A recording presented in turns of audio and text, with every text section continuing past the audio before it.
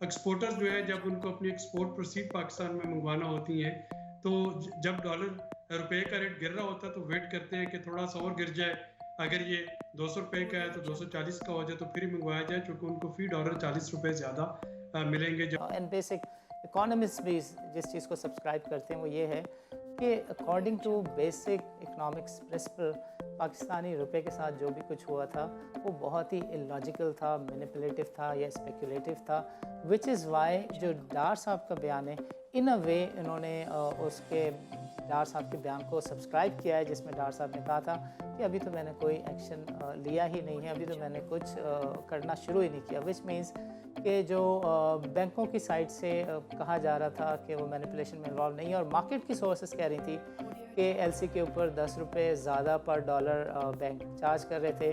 और ये जो बात सुलेरी साहब ने की कि जो करेंसी एक्सचेंज कंपनीज़ हैं उनकी भी चॉइसेस सामने आ रही थी, because we kept on listening.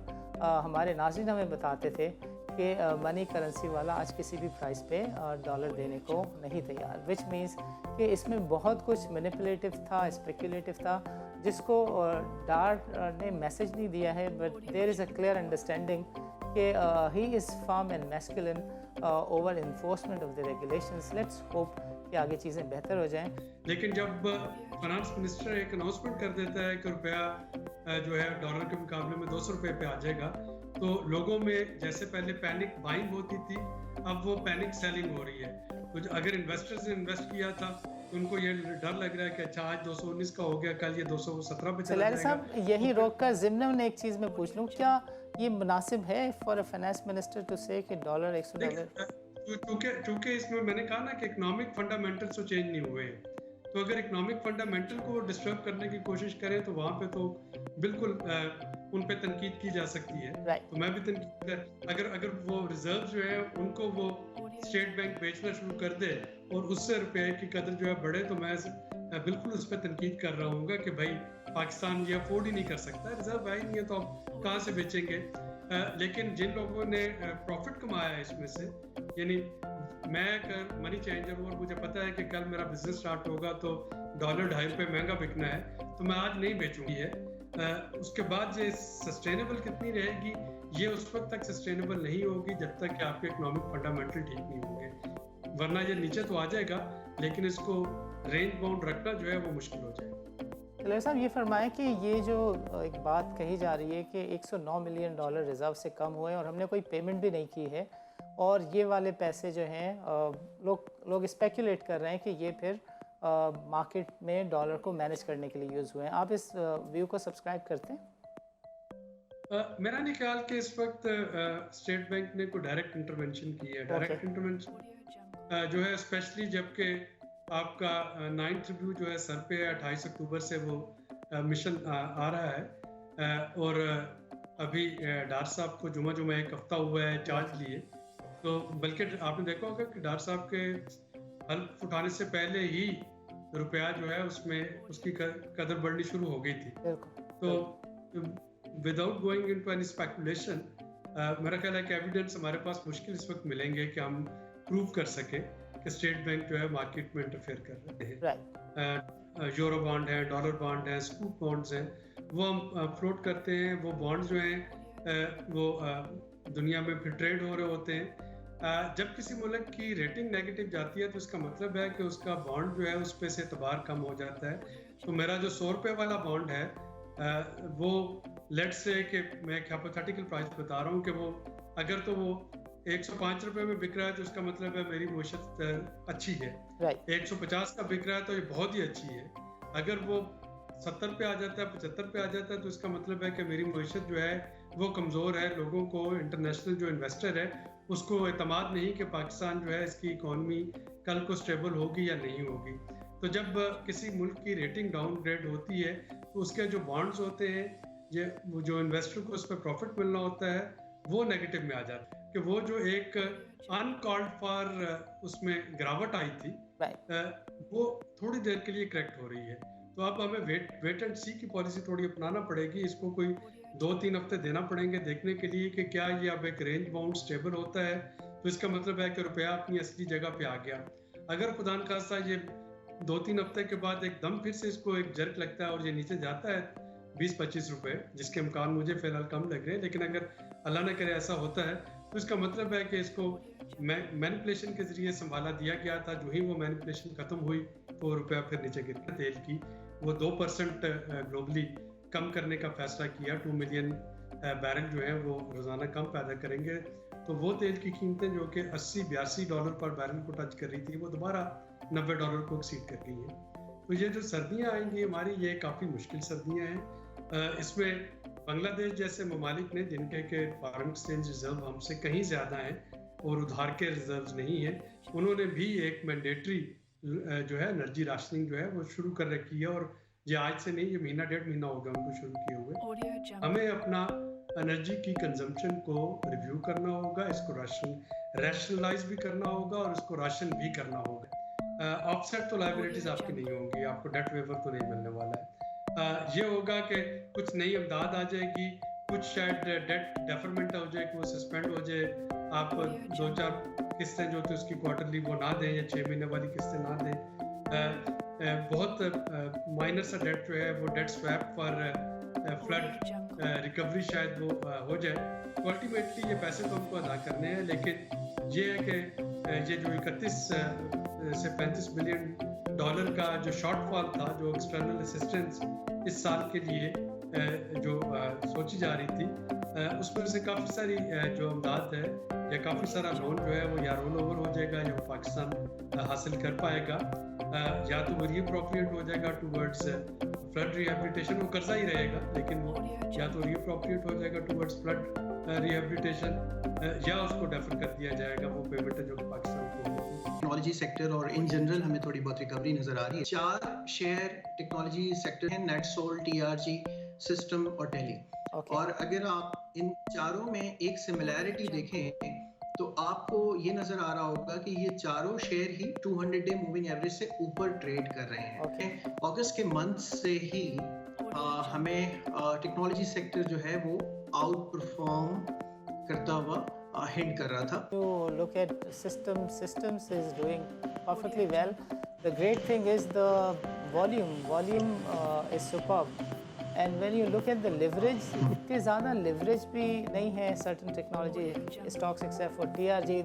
और उसमें हमें एक अपसर्ज नजर आ रहा था। जैसा कि हमारा सेक्टोरल परफॉर्मेंस, अगर हम सिर्फ आज की बात करें तो आज के दिन का डेटा भी अगर आप जरा सा रिव्यू करें तो आपको नजर आ रहा है कि सीमेंट्स, टेक्नोलॉजी एंड उसके बाद हमें रिफाइनरी, ये 3 सेक्टर्स ऐसे हैं जो कि इस वक्त डोमिनेट करते हुए नजर आ रहे हैं। ऑलमोस्ट 8 से 10 महीने का टाइम लगा है इस पूरे सेक्टर को कंसोलिडेट होने में, अपने आप को एडजस्ट करने में और दोबारा से सही तरह से एक्यूमुलेट होके चलने में। तो सेक्टोरल परफॉर्मेंस की अगर हम बात करें तो हमें नजर आ रहा था कि टेक्नोलॉजी सेक्टर ने तकरीबन 2 महीने पहले से ही हिंट करना शुरू कर दिया था कि वो अच्छी खासी एक्यूमुलेट हो चुकी हुई है। तो इसने दोनों साइड के ऊपर नेटसोल टेक्नोलॉजी ने लीड किया। जब मार्केट ऊपर जा रही थी उस वक्त भी हमने देखा कि इसने सबसे पहले अपना एक टॉपिश बिहेवियर बनाया और जब मार्केट करेक्ट हो गई तो नेटसोल टेक्नोलॉजी ने सबसे पहले बॉटम बनाया पूरे टेक्नोलॉजी सेक्टर के अंदर। अस्सलाम वालेकुम नाज़रीन, this is Sani Khan and you are watching new episode of inside financial markets. नाज़रीन, आज के प्रोग्राम में we are going to discuss what has happened after the comeback and return of the Dar. पहले हमारे साथ मौजूद होंगे आबिद सलेरी, जो कि हम एक्सप्लेन करेंगे कि 6 दिनों में डॉलर जो 22.5 रुपये 23 रुपये कम हुआ है उसके पीछे कोई फाउल प्ले है या नहीं है, एंड इकनॉमिकली पाकिस्तान कितना वाइबल है गोइंग फॉरवर्ड, जो पॉलिसीज़ हैं इकनॉमिक मैनेजमेंट की वो कितनी स्टेबल रहेंगी, ये डिस्कस करेंगे आबिद सलेरी से। फिर ज़रा टेक्निकली देखेंगे कि जो बाज़ार हिस्से के बारे में कहा जा रहा है कि टेक्नोलॉजी सेक्टर जो है वो तेज़ी को लीड करने जा रहा है, ये बातें कितनी वाइबल हैं, कितना सब्सटेंशिएट होती हुई नज़र आ रही हैं, ये डिस्कशन हम करेंगे एहतशाम के साथ। बट पहले आबिद सलेरी, आबिद साहब welcome to the show and अस्सलाम वालेकुम। जी वालेकुम सलाम। सर, पहला क्वेश्चन जो हर किसी की ज़बान पे है, हमने मलिक बोस्तान साहब से भी पूछा and he was very optimistic, very positive, और उन्होंने जो लिस्ट हमें गिनवाई एक्सचेंज रेट के कॉन्टेक्स्ट में, दैट वाज कि बैंकों के ख़िलाफ़ पहली दफ़ा है कि मिफ्ता कार्रवाई नहीं कर रहा था, ये कार्रवाई करते हुए नज़र आ रहे हैं। दूसरा जो एक्सचेंज रेट कंपनीज़ हैं उसके बारे में तो उन्होंने डिनाया किया, बट बैंकर्स ने हमें कहा कि मैनिपुलेशन में ज़्यादा, यानी डॉलर की प्राइसिंग में जो ज़्यादा रोल है वो एक्सचेंज रेट कंपनीज़ का है, बैंक्स का नहीं है, क्योंकि बैंक्स का ये व्यू है कि अभी इंक्वायरी चल रही है। So sir, what is your view कि डॉलर के साथ जो भी कुछ हुआ है उसके अंदर आप कितना राइटफुल प्ले देखते हैं? जी शुक्रिया। देखिए, पाकिस्तान की इकॉनमी में डॉलर जब या एक्सचेंज रेट के दो तरह के फैक्टर्स हैं। कुछ तो आपके प्योरली जो इकोनॉमिक फैक्टर्स हैं, जिनका ताल्लुक ये है कि जी आपके पास एक्सपोर्ट अर्निंग कितनी है, उससे डॉलर कितने आ रहे हैं, रेमिटेंसेस कितनी आ रही हैं, फॉरेन डायरेक्ट इन्वेस्टमेंट कितनी आ रही है, लोन या ग्रांट कितने मिल रहे हैं, और ये सब चारों चीज़ें मिलके ये डॉलर के रिजर्व बनाते हैं पाकिस्तान में। और उसके हिसाब से जो तलब या रसद है वो देखी जाती है कि आपकी इंपोर्ट का बिल कितना है, आपको जो डिविडेंड बाहर जा रहा है वो कितना है, जो लोग बाई कर रहे हैं हज, जुमरा, इलाज, सैर तफरी के लिए, तालीम के लिए, वो कितना ले रहे हैं। तो वो जो इकोनॉमिक फंडामेंटल्स हैं वो तो अपनी जगह पे बरकरार हैं, उसमें तो कोई नुमाया तब्दीली जो है वो नहीं है। दूसरा जो डॉलर को रेट को जो चीज़ डिफाइन करती है वो होते हैं सेंटीमेंट्स। और सेंटीमेंट्स में ये होता है कि कल जब मार्केट खुलेगी तो क्या मार्केट पॉजिटिव होगी या नेगेटिव होगी, क्या डॉलर का रेट ऊपर जा रहा होगा या नीचे गिर रहा होगा, और उस हिसाब से लोग जो हैं वो डिसाइड करते हैं, इन्वेस्टर डिसाइड करता है कि अब उसको डॉलर जो है वो बाई कर लेना चाहिए। एक्सपोर्टर्स जो है जब उनको अपनी एक्सपोर्ट प्रोसीड पाकिस्तान में मंगवाना होती हैं तो जब डॉलर रुपए का रेट गिर रहा होता है तो वेट करते हैं कि थोड़ा सा और गिर जाए, अगर ये 200 रुपये का है तो 240 का हो जाए तो फिर ही मंगवाया जाए, क्योंकि उनको फी डॉलर 40 रुपये ज़्यादा मिलेंगे जब वो उनकी कैश होगी जो एक्सपोर्ट रसीद है, तो वो उसको डिले कर देते हैं। और उसकी देखा देखी बहुत से लोग जिनके पास कुछ इनकम है सरप्लस, वो डॉलर ख़रीदना शुरू करते हैं कि अच्छा जी रुपया जो है, अगर किसी के पास सेविंग में 10 लाख बेचारे के पास पड़े हैं तो वो सोचते हैं कि रुपये की कदर 40% कम होगी तो चले डॉलर खरीद लेते हैं, कम से कम इसकी कुव्वत खरीद जो है वो तो बरकरार रहेगी। तो डॉर साहब के आने से जो एक चीज़ मैं देख रहा हूँ उसको हम बाद में डिस्कस करते हैं कि वो कितना उसका उनके पास मैंडेट है या नहीं। लेकिन जब फाइनेंस मिनिस्टर एक अनाउंसमेंट कर देता है कि रुपया जो है डॉलर के मुकाबले में 200 रुपये पे आ जाएगा, तो लोगों में जैसे पहले पैनिक बाइंग होती थी, अब वो पैनिक सेलिंग हो रही है। तो अगर इन्वेस्टर्स ने इन्वेस्ट किया था तो उनको ये डर लग रहा है कि अच्छा आज 219 का हो गया, कल ये 217 पे चला जाएगा। साहब, यही रोक कर ज़िम्नन एक चीज़ मैं पूछ लूँ, क्या ये मुनासिब है for a finance minister to say कि डॉलर $100? चूंकि इसमें मैंने कहा ना कि इकोनॉमिक फंडामेंटल्स तो चेंज नहीं हुए हैं, तो अगर इकोनॉमिक फंडामेंटल को डिस्टर्ब करने की कोशिश करें तो वहाँ पे तो बिल्कुल उन पे तनकीद की जा सकती है। तो मैं भी तनकीद कर, अगर अगर वो रिजर्व जो है उनको वो स्टेट बैंक बेचना शुरू कर दे और उससे रुपये की कदर जो है बढ़े, तो मैं बिल्कुल उस पर तनकीद कर रहा हूँ कि भाई पाकिस्तान ये अफोर्ड ही नहीं कर सकता, रिजर्व है ही नहीं है तो अब कहाँ से बेचेंगे। लेकिन जिन लोगों ने प्रॉफिट कमाया है इसमें से, यानी मैं अगर मनी चेंजर हूँ और मुझे पता है कि कल मेरा बिजनेस स्टार्ट होगा तो डॉलर 2.5 रुपये महंगा बिकना है, तो मैं आज नहीं बेचूंगा, जी डॉलर खरीद लेते हैं, वो काम आएंगे। इसमें किसी का नुकसान भी होगा, लेकिन कम से कम वो जो एक पैनिक बाइंग थी जैसे पहले, अब पैनिक सेलिंग हो रही है। एक्सपोर्टर अपने एक्सपोर्ट रिसीट्स मंगवाना शुरू कर रहे हैं। इन्वेस्टर जिन्होंने इन्वेस्टमेंट की थी इस पर, अब उन्होंने अपना डॉलर निकालना शुरू कर दिया है। तो कम से कम वक्ती तौर पे एक मार्केट करेक्शन होती हुई नज़र आ रही है। उसके बाद ये सस्टेनेबल कितनी रहेगी, ये उस वक्त तक सस्टेनेबल नहीं होगी जब तक कि आपके इकोनॉमिक फंडामेंटल ठीक नहीं होंगे, वरना ये नीचे तो आ जाएगा लेकिन इसको रेंज बाउंड रखना जो है वो मुश्किल हो जाएगा।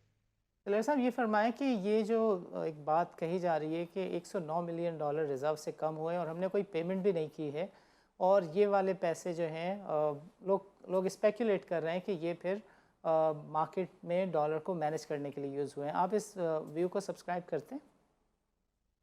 मेरा नहीं ख्याल कि इस वक्त स्टेट बैंक ने कोई डायरेक्ट इंटरवेंशन की है। डायरेक्ट इंटरवेंशन जो है स्पेशली जबकि आपका 9th रिव्यू जो है सर पे है, 28 अक्टूबर से वो मिशन आ रहा है, और अभी डार साहब को जुमा जुमा एक हफ्ता हुआ है चार्ज लिए, तो बल्कि आपने देखा होगा कि डार साहब के हल्फ उठाने से पहले ही रुपया जो है उसमें उसकी कदर बढ़नी शुरू हो गई थी। तो without going into any speculation, मेरा ख्याल है कि एविडेंस हमारे पास मुश्किल इस वक्त मिलेंगे कि हम प्रूव कर सकें कि स्टेट बैंक जो है मार्केट में इंटरफेयर कर रहे हैं। अच्छा, आम शख्स के लिए थोड़ा-सा मैं चाहूँगा कि आप बताएँ कि जो मोडीज़ की रेटिंग का डाउनग्रेड होना है for for the Pakistani debt, इसके मानी क्या हैं? फिर हम इस पे बात कर लेते हैं कि मईशत पे इसका क्या असर होगा। ये पाकिस्तान जो है वो दो तरह से अपने जो डॉलर्स की ज़रूरतें हैं वो पूरी करता है। कुछ तो होता है जब आप डायरेक्ट लोन लेते हैं एडीबी से, आईएमएफ से, बायलैटरल से। कुछ होता है जिसमें हम अपने बॉन्ड्स फ्लोट करते राइट, हैं। यूरो बॉन्ड है, डॉलर बॉन्ड है, स्कूप बॉन्ड्स हैं, वो हम फ्लोट करते हैं। वो बॉन्ड जो हैं वो दुनिया में फिर ट्रेड हो रहे होते हैं। जब किसी मुल्क की रेटिंग नेगेटिव जाती है तो इसका मतलब है कि उसका बॉन्ड जो है उस पे से एतबार कम हो जाता है। तो मेरा जो 100 रुपये वाला बॉन्ड है वो लेट्स से कि मैं एक हाइपोथेटिकल प्राइस बता रहा हूँ कि वो अगर तो वो 105 रुपये में बिक रहा है तो इसका मतलब है मेरी मुशत अच्छी है। राइट, 150 का बिक रहा है तो ये बहुत ही अच्छी है। अगर वो 70 पे आ जाता है, 75 पे आ जाता है तो इसका मतलब है कि मेरी मुशत जो है वो कमज़ोर है। लोगों को, इंटरनेशनल जो इन्वेस्टर है उसको एतमाद नहीं कि पाकिस्तान जो है इसकी इकॉनमी कल को स्टेबल होगी या नहीं होगी। तो जब किसी मुल्क की रेटिंग डाउनग्रेड होती है तो उसके जो बॉन्ड्स होते हैं, ये वो जो इन्वेस्टर को उस पर प्रॉफिट मिलना होता है वो नेगेटिव में आ जाता है। और इसका मतलब ये होता है कि उसके बॉन्ड पे आप लोगों को ज़्यादा प्रॉफिट चाहिए, वो उसको एक रिस्की इन्वेस्टमेंट समझ रहे हैं। और रिस्की इन्वेस्टमेंट जाहिर है कि आपकी इकोनॉमी का एक परसेप्शन जो है वो बहुत अच्छा नहीं देती। चलिए साहब ये फरमाएँ कि बरतानिया की भी जो रेटिंग है फिच ने वो स्टेबल से आज नेगेटिव की है और दुनिया की जितनी करेंसीज़ हैं, सारी की सारी करेंसीज़ जो हैं वो चैलेंज का शिकार हैं। डॉलर स्ट्रॉन्ग हो रहा है। ऐसे में पाकिस्तानी करेंसी का स्ट्रॉन्ग होना और बाकी सारी करेंसीज़ का वीक होना, लास्ट टाइम भी आपने हमें समझाया था हमारे नाज़रीन को कि ये जो रशिया और यूक्रेन की वार है ये अगर ज़्यादा बढ़ जाती है और ये रुकती नहीं है तो इसके मईशत के ऊपर जो है बाकी दुनिया की मईशत पे भी जो है वो बुरे असरात होंगे। और यूरोप अगर सर्दियाँ इसी वॉर के साथ देखता है तो यूरोप के लिए भी ये बहुत तबाहकुन होगा। आज आपका तजिया क्या कहता है सिलेरी साहब? देखिए, अगर तो रुपया रोज़ाना कोई उसका कोई रेंज बाउंड हो ना, हफ्ते में कोई 1-2 रुपये नीचे गिर रहा है, 5 रुपये नीचे गिर रहा है, तो वो आपको समझ में आती है कि वहाँ पे इकोनॉमिक थ्योरी जो है वो काम कर रही है। राइट, अगर एक हफ्ते में वो 30 रुपये ऊपर जाता है या 25-40 रुपये ऊपर जाता है, बाकी सारी चीज़ें कांस्टेंट है, और एक हफ्ते में 25-40 रुपये नीचे गिरता है, तो इसका मतलब ये है कि उसमें इकोनॉमी की जो जो कुछ इकोनॉमी हमने पढ़ी या पढ़ाई या समझी, ये उसके अलावा भी उसमें कुछ फैक्टर्स जो हैं वो कार फरमा है, और वो जो फैक्टर्स हैं उसी को हम स्पेकुलेटिव बाइंग कहते हैं या उसी को हम मैनिपुलेशन कहते हैं। तो पाकिस्तान में जिस तरीके से पिछले 2-3 हफ्ते में, यानी सितंबर का जो पहला था, अगस्त का आखिरी हफ्ता, सितंबर के पहले 2 हफ्ते, तो जिस तरीके से रुपया गिरा था वो इकोनॉमिक फंडामेंटल्स उसको मैच नहीं कर रहे थे। बाकी सारी चीज़ें कांस्टेंट थी लेकिन रुपया मुतवातर गिरता चला जा रहा था। तो इसी तरह से अब अगर वो इम्प्रूव होना शुरू हुआ है तो अगेन इकोनॉमी, इकोनॉमिक फंडामेंटल तो अपनी जगह है। ना आपके पास रेमिटेंस बढ़ी है, ना आपके पास वो जो कोई नई एक्सपोर्ट अर्निंग आई है। तो इसमें यही है कि स्पेकुलेटिव बाइंग जो थी, और पाकिस्तान का रुपया बाकी करेंसीज के मुकाबले में इसलिए आपको स्ट्रॉन्ग लग रहा है कि वो जो एक अनकॉल्ड फॉर उसमें गिरावट आई थी, राइट। अ, वो थोड़ी देर के लिए करेक्ट हो रही है। तो अब हमें वेट एंड सी की पॉलिसी थोड़ी अपनाना पड़ेगी। इसको कोई 2-3 हफ्ते देना पड़ेंगे देखने के लिए कि क्या ये अब एक रेंज बाउंड स्टेबल होता है, तो इसका मतलब है कि रुपया अपनी असली जगह पे आ गया। अगर खुदा न खास्ता ये 2-3 हफ्ते के बाद एकदम फिर से इसको एक जर्क लगता है और ये नीचे जाता है 20-25 रुपए, जिसके इम्कान मुझे फिलहाल कम लग रहे हैं, लेकिन अगर अल्लाह न करे ऐसा होता है तो इसका मतलब है कि इसको मैनिपुलेशन के जरिए संभाला दिया गया था। जो ही वो मैनिपुलेशन खत्म हुई तो रुपया फिर नीचे गिर गया। अभी साहब वक्त हुआ चाहता है एक छोटे से वक्फे का। नाज़रीन मिलते हैं एक वक्फे के बाद।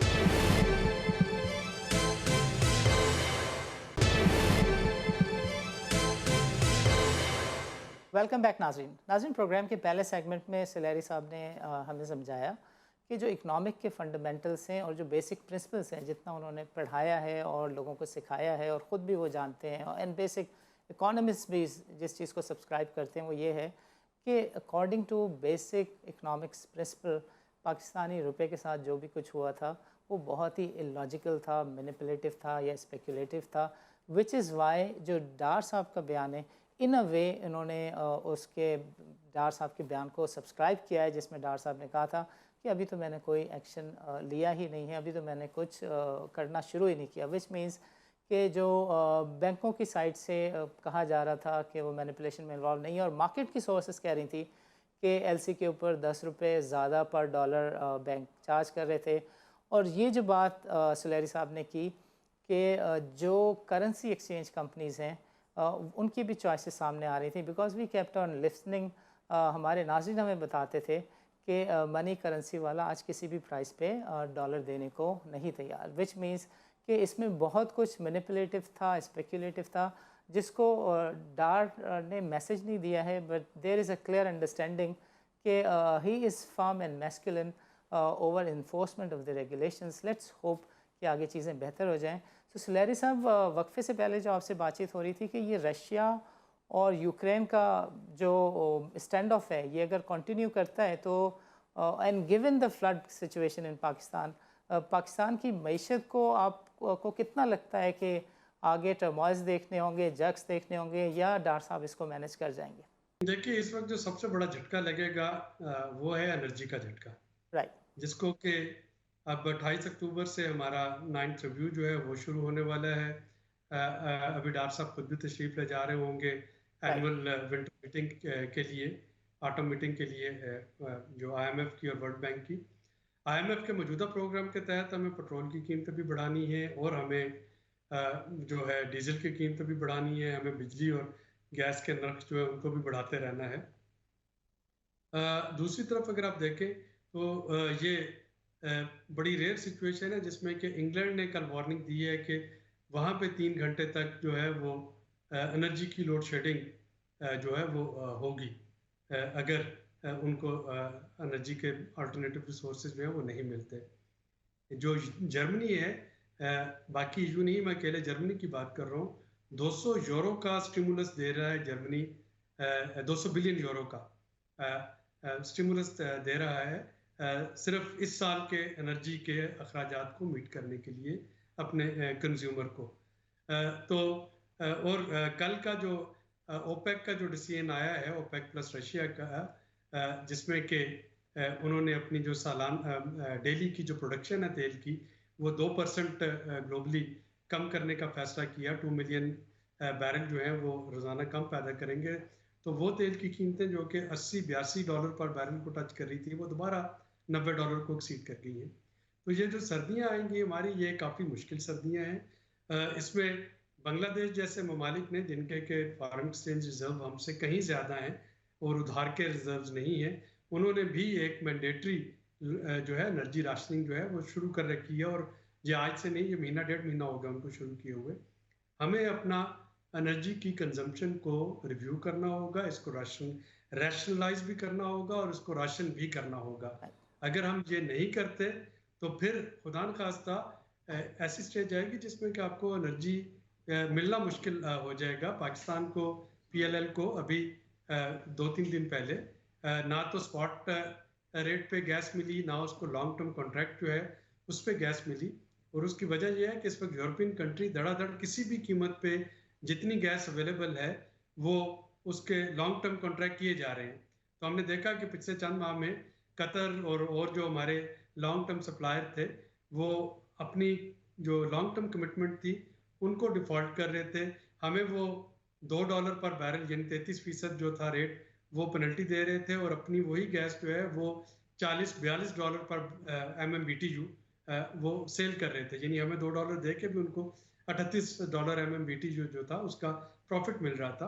तो इस तरह की सिचुएशन में जो आने वाले जो अगले 3-4 माह हैं, ये काफ़ी टर्मोइल के होंगे। अगर IMF जो है वो मानता है कि हम एनर्जी की कीमतें ना बढ़ाएं, जो कि इस वक्त इकोनॉमिकली स्पीकिंग बढ़ानी चाहिए, यानी आप एक डिलेमा है, पॉलिसी मेकर जो है वो पॉलिसी मेकर बनना आसान नहीं होता है। अगर आप इकोनॉमिक को देखें तो आप कोई भी ऐसी दुकान नहीं चला सकते, महंगा सौदा लेके आप सस्ता बेच रहे हो और उधार पे बेचते चले जाएं तो दुकान बंद हो जाएगी।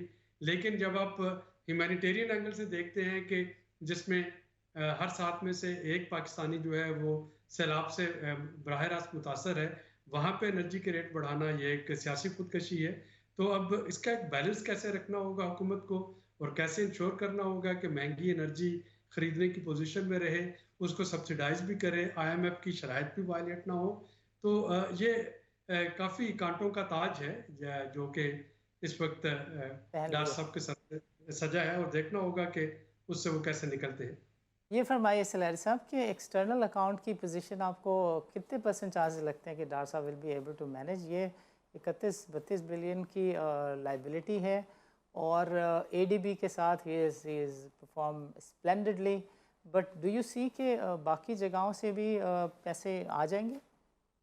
देखिए, there is no free lunch, और जो मल्टीलैटरल अदारे हैं, बायलैटरल अदारे हैं, मुल्कों के जो आपस के ताल्लुकात होते हैं वो उनके नए जो मुल्की मुफादात हैं उसके तहत होते हैं।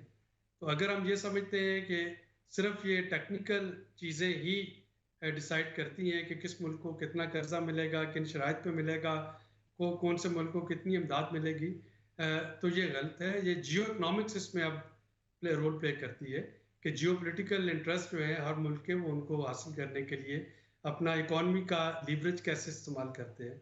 और मुझे लग रहा है कि इस वक्त पाकिस्तान थोड़ा सा उसका जो वेस्ट की तरफ इंक्लिनेशन है वो डेट वुड पे ऑफ पॉजिटिवली, और कुछ ना कुछ पाकिस्तान को जो है वो फॉरेन एक्सचेंज रिजर्व की शक्ल में शायद बीफ अप हो जाए, कोई इमदाद जो है वो सैलाब के लिए कुछ लोन्स की शक्ल में वो कुछ मिल जाए। और इसमें सबसे इम्पोर्टेंट फैक्टर जो है वो ये है कि पाकिस्तान जो है बीइंग ए न्यूक्लियर कंट्री, दुनिया की कोई भी ताकत जो है वो नहीं चाहती कि खुदा न खास्ता पाकिस्तान जो है वो इकनॉमिकली फ्लॉप हो जाए। इकनॉमिक फ्लॉप खुदा न खास्ता होने का मतलब ये है कि पाकिस्तान एक नॉर्थ कोरिया बन जाए, और कोई भी इस वक्त दुनिया में, वो चाइना हो, वो अमेरिका हो, वो रशिया हो, वेस्टर्न कंट्रीज हो, वो नहीं चाहेंगे कि पाकिस्तान को वो जानबूझ के उस तरफ से धकेलें जहाँ पे उसका एक इकोनॉमिक मेल्टडाउन आ जाए, यहाँ पे उसके एक नॉर्थ कोरिया बनने के चांसेस जो है वो वाजे होने लगे। तो इंशाल्लाह I am quite optimistic and quite hopeful के चीज़ें मुश्किल ज़रूर हैं, लेकिन इसका कोई ना कोई इसमें से बच निकलने का हल जो है वो होगा। और डिफ़िकल्टी तो अपनी जगह रहेगी, चैलेंजेस भी रहेंगे, लेकिन एज सच में कोई बहुत बड़ा इकोनॉमिक इमरजेंसी लगते हुए नहीं देख रहा।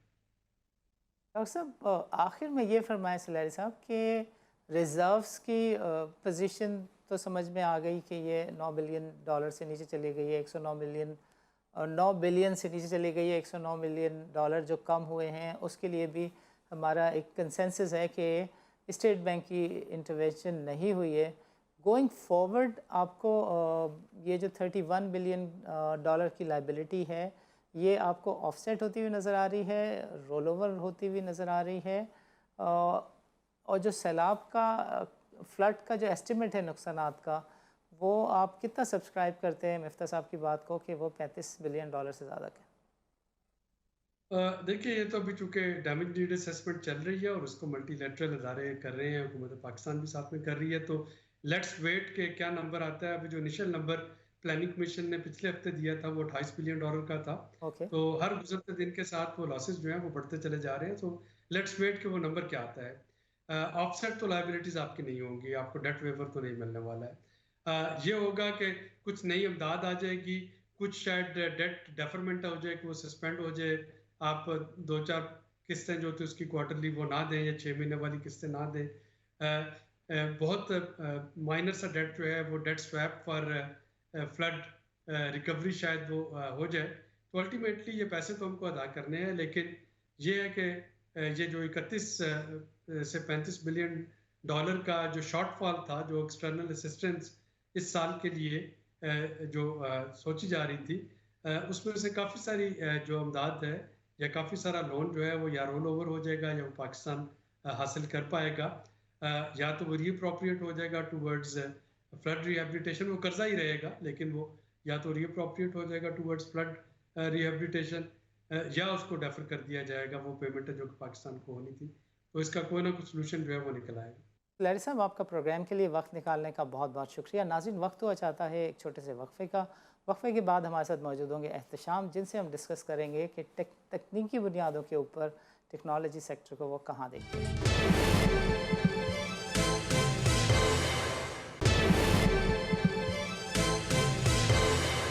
वेलकम बैक नाज़रीन। नाज़रीन, प्रोग्राम के इस सेगमेंट में हमारे साथ मौजूद हैं Ehtesham. He is the technical analyst the name of the Pakistan. इनसे समझेंगे कि टेक्नोलॉजी सेक्टर में क्या कुछ हो रहा है। मईशत पे तो हमने देख लिया कि Abid Salahri has a clear view कि कोई मिसप्ले नहीं हुआ डार की तरफ से और चीज़ें फंडामेंटली बेहतर होती हुई नज़र आ रही हैं। टेक्निकली स्टॉक्स जो रिलेटेड हैं टेक्नोलॉजी सेक्टर से, उनके बारे में समझते हैं कि एहतशाम का क्या व्यू है। Ehtesham, over to you. जी, thank you so much Sani भाई। और जैसा कि आपने इंट्रो में बताया कि टेक्नोलॉजी सेक्टर और इन जनरल हमें थोड़ी बहुत रिकवरी नज़र आ रही है। तो ऑब्वियसली हमने देखा कि स्टॉक मार्केट के अंदर भी जो अगस्त के महीने से एक करेक्शन स्टार्ट हुई थी और एक हमें थोड़ा सा डाउनवर्ड ट्रेंड नज़र आया था, उसमें थोड़ी बेहतरी नज़र आई है। ना सिर्फ करेंसी मार्केट में बट एक्विटीज़ इन जनरल बेहतर हो गई। और उसमें अगर हम टेक्नोलॉजी की बात करें तो टेक्नोलॉजी सर फहरिस्त है। जैसा कि हमारी सेक्टोरल परफॉर्मेंस रिपोर्ट आप देखते हैं और हम आपके साथ शेयर भी करते हैं, तो उसमें अगस्त के मंथ से ही हमें टेक्नोलॉजी सेक्टर जो है वो आउट परफॉर्म करता हुआ हिंट कर रहा था, क्योंकि बहुत ज़्यादा इसमें करेक्शंस हमने देखी थी कि हो गई थी। ऑलमोस्ट 8 से 10 महीने का टाइम लगा है इस पूरे सेक्टर को कंसोलिडेट होने में, अपने आप को एडजस्ट करने में और दोबारा से सही तरह से एक्यूमुलेट होके चलने में। तो जो हमारी अगर सेक्टोरल मार्केट का ट्रेंड अगर हम देख लें, तो मैं आपके साथ ये स्क्रीन शेयर करना चाहूँगा। ओके तो ओके अगर हम सिर्फ बात करें जी जी जी, प्लीज़ गो अहेड। तो सेक्टोरल परफॉर्मेंस जी, तो सेक्टोरल परफॉर्मेंस की अगर हम बात करें तो हमें नज़र आ रहा था कि टेक्नोलॉजी सेक्टर ने तकरीबन 2 महीने पहले से ही हिंट करना शुरू कर दिया था कि वो अच्छी खासी एक्यूमुलेट हो चुकी हुई है और उसमें हमें एक अपसर्ज नज़र आ रहा था। जैसा कि हमारा सेक्टोरल परफॉर्मेंस अगर हम सिर्फ आज की बात करें तो आज के दिन का डेटा भी अगर आप ज़रा सा रिव्यू करें तो आपको नज़र आ रहा है कि सीमेंट्स, टेक्नोलॉजी एंड उसके बाद हमें रिफाइनरी, ये 3 सेक्टर्स ऐसे हैं जो कि इस वक्त डोमिनेट करते हुए नज़र आ रहे हैं। और हम अगर थोड़ा सा पीछे चले जाएं और हम देखें कि पिछले मंथ के अंदर जब मार्केट करेक्शन में थी तो टेक्नोलॉजी सेक्टर क्या हिंट कर रहा था, तो आप देख सकते हैं कि 22 अगस्त 2022 को भी हमने देखा कि जब पूरी मार्केट एक कंसोलिडेटेड फेज के अंदर थी, उस वक्त भी टेक्नोलॉजी में एक्यूमुलेशन हमें नजर आ गई थी। उसके बाद हमने 27 सितंबर को भी देखा कि टेक्नोलॉजी सेक्टर ने डोमिनेट करना शुरू कर दिया। वही ट्रेंड हमने 5 अक्टूबर को भी देखा रिसेंटली और आज के दिन भी हम देख रहे हैं कि वो ट्रेंड कंटिन्यू कर रहा है। तो सानी भाई अगर बात करें कि वाई टेक्नोलॉजी इज डोमिनेटिंग, या तो जैसा कि मैंने शुरू में बताया था कि ऑन एन एवरेज ये पूरा सेक्टर जो है तकरीबन 8 महीने से लेके 12 महीने के स्पेल पे करेक्ट हुआ है। और जो हमने कोरोना के बाद एक स्टॉक मार्केट के अंदर अपसर्ज देखा और दुनिया भर की टेक्नोलॉजी सेक्टर के अंदर हमने एक अपसर्ज देखा था, वो सॉर्ट ऑफ उसके अंदर करेक्शन स्टार्ट हो गई थी और तकरीबन मार्च 2021 से लेके ऑनवर्ड तकरीबन जून जुलाई 2022 तक हमें उसके अंदर एक डाउनवर्ड करेक्शन नजर आई। इसमें लीडिंग अगर हम बात कर लें तो नेटसोल टेक्नोलॉजी वो पहला शेयर था जिसने सबसे पहले अपना एक टॉपिश बिहेवियर बनाया। जब मार्केट ऊपर जा भी रही थी उससे पहले पहले ये अपने टॉप को बना चुका था और जैसे ही मार्केट नीचे आना शुरू हुई तो इसने ज़्यादा तेज़ी से अपना डाउनवर्ड ट्रेंड स्टार्ट किया। तो इसने दोनों साइड के ऊपर नेटसोल टेक्नोलॉजी ने लीड किया। जब मार्केट ऊपर जा रही थी उस वक्त भी हमने देखा कि इसने सबसे पहले अपना एक टॉपिश बिहेवियर बनाया और जब मार्केट करेक्ट हो गई तो नेटसोल टेक्नोलॉजी ने सबसे पहले बॉटम बनाया पूरे टेक्नोलॉजी सेक्टर के अंदर और तकरीबन 25 मार्च 2022 को इसने बॉटम बना लिया था जब मार्केट अपने करेक्टिव फेज के अंदर ही थी। तो इन जनरल अगर हम बात करें तो टेक्नोलॉजी सेक्टर में ओवरऑल तमाम साइड के ऊपर भी हमें रिकवरी नजर आ रही है, जैसे कि मार्केट के अंदर भी रिकवरी नजर आ रही है और टेक्नोलॉजी सेक्टर इस वक्त लीड करता हुआ हमें नजर आ रहा है। Okay, how about the stocks individually? When you look at systems is doing perfectly well. The great thing is the volume is superb.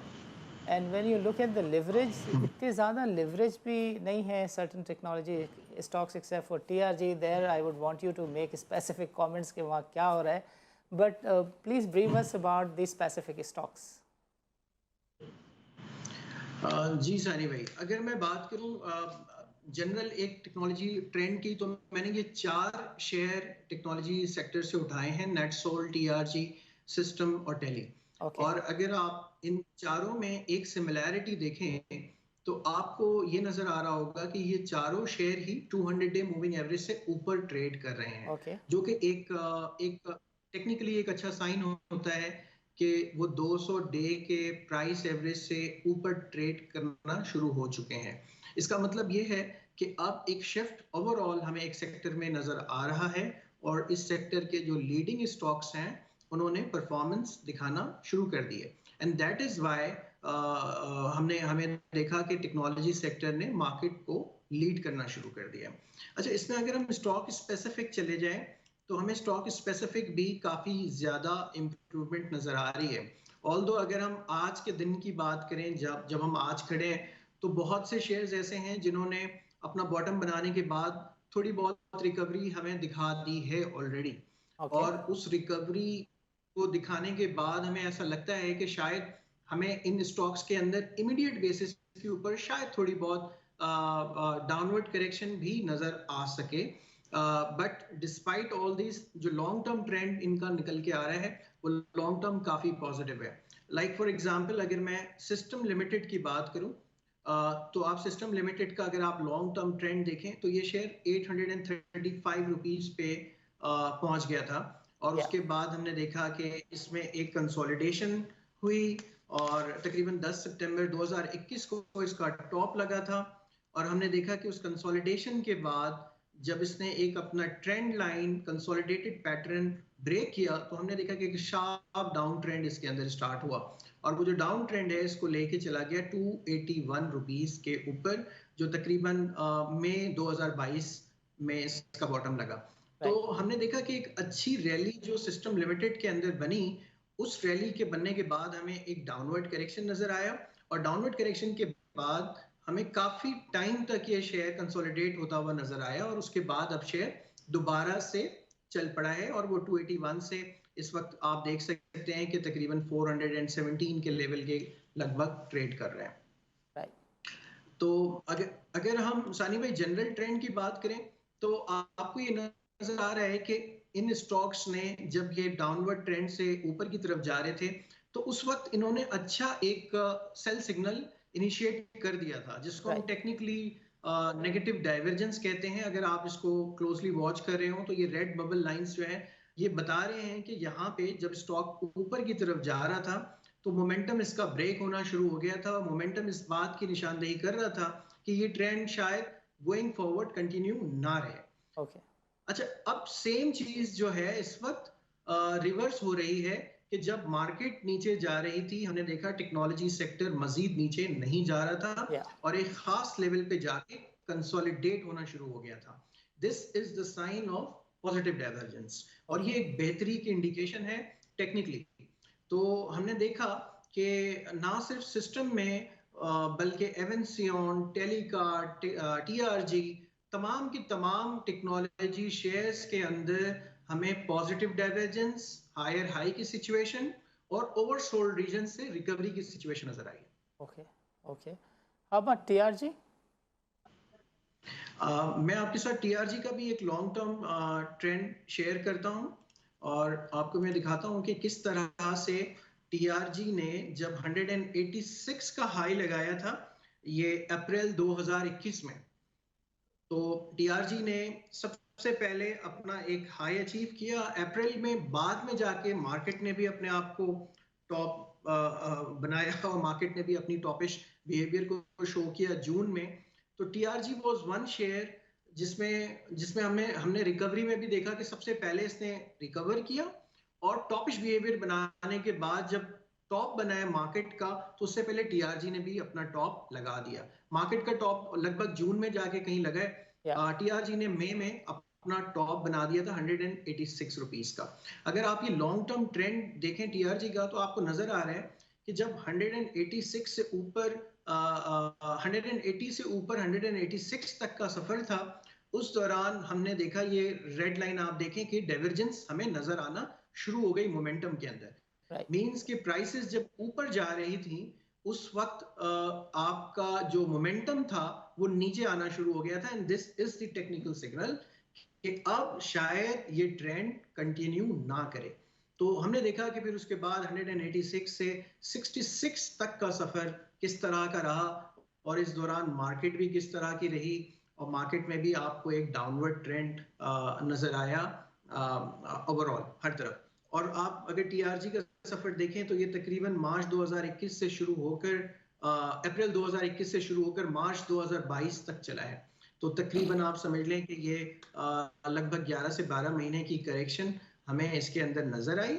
और जब ये मई के अंदर बॉटम आउट हुआ तो हमें ये नजर आया कि एक रिकवरी जब मार्केट चलना शुरू हुई उससे पहले इसके अंदर रिकवरी आना शुरू हो गई।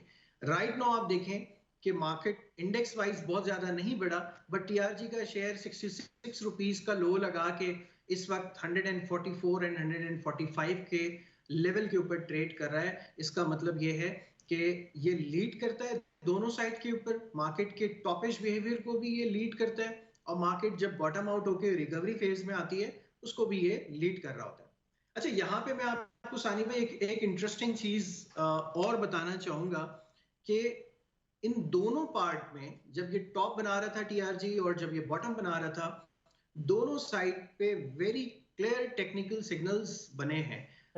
जिस तरह से ये रेड लाइन आप देखें 186 पे हमें नेगेटिव डाइवर्जेंस नजर आई कि मोमेंटम जो है वो ब्रेक होना शुरू हो गया, प्राइस बढ़ना शुरू हो गई। इसी तरह मैंने ये ग्रीन लाइन से मार्क किया कि प्राइस गिर रही है, प्राइस आप देखें गिर रही है, बट मोमेंटम यहाँ से बढ़ना शुरू हो गया, और ये मोमेंटम इस वक्त आप देखें ये बढ़ता चला गया है। राइट नाउ इमीडिएट बेसिस पे ये एक ओवरबॉट मोमेंटम के अंदर है, ओवर हीटेड सिचुएशन है विच रिक्वायर्स सम करेक्शंस। एक दफा ये कंसोलिडेट होके करेक्शन होके ये नॉर्मलाइज दोबारा से हो जाएगा। यू थिंक कि ये 186 का सफर थोड़ी करेक्शन के बाद दोबारा से शुरू हो सकता है? जी सानी भाई, इसके अंदर आई थिंक इस वक्त क्योंकि इमीडिएट बेसिस पे एक ओवर हीटेड मोमेंटम इसके अंदर बन चुका हुआ है, तो उसको कूल ऑफ होना जरूरी है। And I think cool off के लिए 150 से 160 का कोई बैंड हो सकता है जहां पे ये एक दफा जाके कूल ऑफ करे, और एक दफा अगर ये कंसोलिडेट होके डाउनवर्ड स्पेल पे कहीं पे भी अपॉर्चुनिटी प्रोवाइड करे, आई think this would be a good share जो 186 को सरपास करने की भी पॉसिबिलिटीज रखता है। मैं आपको अगले स्लाइड में दिखाऊंगा। जी प्लीज जी प्लीज बताएं।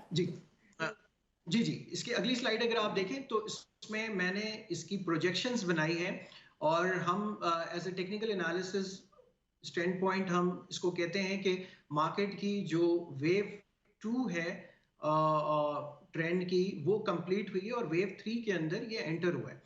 तो टेक्निकली स्पीकिंग जो अगर आप वेव 3 की बात करें तो अगर टीआरजी ने 186 का लेवल जिस दिन भी क्रॉस किया, ये कंफर्मेशन प्रोवाइड करेगा कि वेव 3 शायद स्टार्ट हो गई है। और वेव 3 जो है वो इसकी एक्सटेंड होके वो 300 प्लस एंड 354 तक की भी पॉसिबिलिटीज को अपने साथ लेके चलेगा, बिकॉज जो इस वक्त की जो मैथमेटिक्स हैं वो ये सजेस्ट करती है कि अगर 186 से 66 तक की करेक्शन जो थी वो फिबोनाची टाइम सीरीज के ऊपर मुकम्मल हुई है, तो वेव 3 भी फिबोनाची टाइम सीरीज के ऊपर 161.8% बढ़ सकता है, और वो पॉसिबिलिटीज इसको 300 प्लस एंड 354 के लेवल तक भी स्ट्रेच आउट करती है।